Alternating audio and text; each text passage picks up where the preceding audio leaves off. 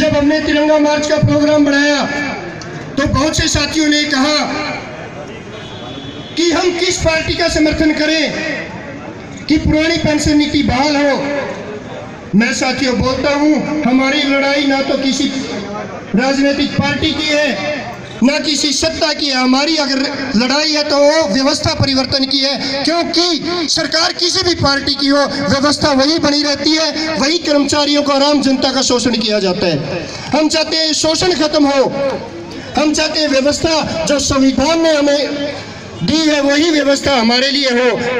जो आज राजनेता आप देख लीजिए, जींद के अंदर अगर कोई बात की जाती है, कृष्ण मिड्ढा, रणदीप सिंह सुरजेवाला, विनोद आसरी, दिग्विजय चौटाला, ईमानदारी से एक बार बताइए क्या इनको किसी की पेंशन की जरूरत है? ईमानदारी से हाथ खड़ा करके नहीं है। जरूरत है इन कर्मचारियों को, जरूरत है इनके परिवार को जो केवल मात्र अपनी नौकरी के सहारे इस समाज की भी सेवा करता हो, अपने परिवार का भी पालन पोषण करता है। इसलिए हमारी लड़ाई है कि जो संविधान ये कहता है कि कर्मचारियों के लिए पेंशन होनी चाहिए 30 से 35 साल की सेवा के बाद, और इन राजनेता जो यहाँ से एमएलए बनकर जाएगा 6 महीने के बाद उसके लिए पूरी पेंशन होगी, तो हमारे लिए क्यों नहीं? और बड़े शर्म की बात है जब हम इनके पास जाते हैं वही घुमावदार बातें, वही चुनावी बातें हमारे साथ करने की कोशिश करते हैं। कुछ साथियों ने कहा कि फलानी पार्टी ने समर्थन कर दिया, फलाने नेता ने हमें लिखित में दे दिया। साथियों, ये चुनावी वादे भी हो सकते हैं। हमने उनके लिए सीधी सी एक बात कही है, अगर बीजेपी चाहती है कि वो कर्मचारी हितैषी है, आज लगभग हर राज्य में उनकी सत्ता है, सेंटर में उनकी सरकार है, जल्दी से प्रस्ताव लेकर आए और पुरानी पेंशन नीति को बहाल करे ताकि कर्मचारी उनके साथ पूरे दिल से जा सके।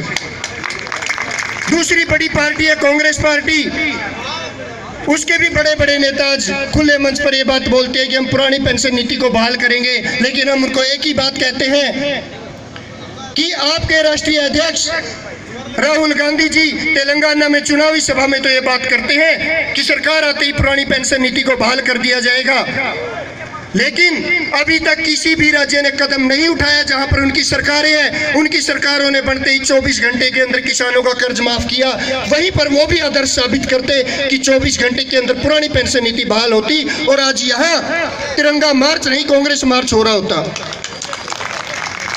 उसके बाद हमारी दूसरी पार्टी जेजेपी, जिसके प्रमुख ने खुले मंच पर कहा कि 1 महीने के अंदर पुरानी पेंशन नीति को बहाल करेंगे, या अरविंद केजरीवाल ने कहा, तो हम उनका एक बात बोलते हैं कि उनके भी लोकसभा के अंदर नुमाइंदे हैं, उनके भी विधानसभा के अंदर नुमाइंदे हैं। वो अगर सच्चे दिल से चाहते हैं कि पुरानी पेंशन नीति बहाल हो तो सत्र के अंदर, विधानसभा या लोकसभा सत्र के अंदर या राज्यसभा के अंदर एक प्राइवेट बिल का प्रावधान है। कोई भी एमएलए या एमपी वहां पर लेकर आ सकता है, वो प्राइवेट बिल पुरानी पेंशन नीति का लेकर आए ताकि उन पर विश्वास किया जा सके।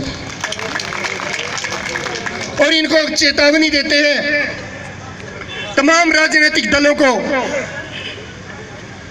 आज आपके पास 8 दिन बाकी हैं।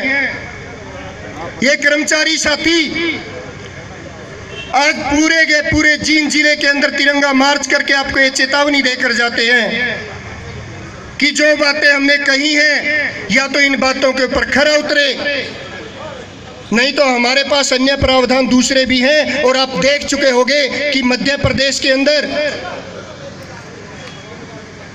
राजस्थान के अंदर, छत्तीसगढ़ के अंदर जो नोटा पर वोट गिरे, उस नोटा के वोट को ही सरकार को गिराने का काम किया था। ये यहाँ पर भी हो सकता है। हमारा विश्वास जब तक नहीं बढ़ेगा, क्योंकि कोरे चुनावी वादों में हमें नहीं आना है। आप बुद्धिजीवी वर्ग से हैं, पीछे हमारे बहुत से कर्मचारी साथियों के साथ ऐसे धोखे हुए कि लिखित में भी उनको आश्वासन दिया गया, लेकिन आने के बाद एक बात बोली गई कि कानूनी अड़चनों की वजह से बहाल नहीं हो सकती। इसलिए हम कहते हैं कि 1 सप्ताह के बीच हमें विश्वास दिलाएं, अपने पार्टी प्लेटफॉर्म से पूरी की पूरी पार्टी आपकी अनाउंस करे कि हम आते ही पुरानी पेंशन नीति को बहाल करेंगे। तो हम वादा करते हैं जींद की सीट उनको चुनावी गिफ्ट के तौर पर दे दिया जाएगा साथियों।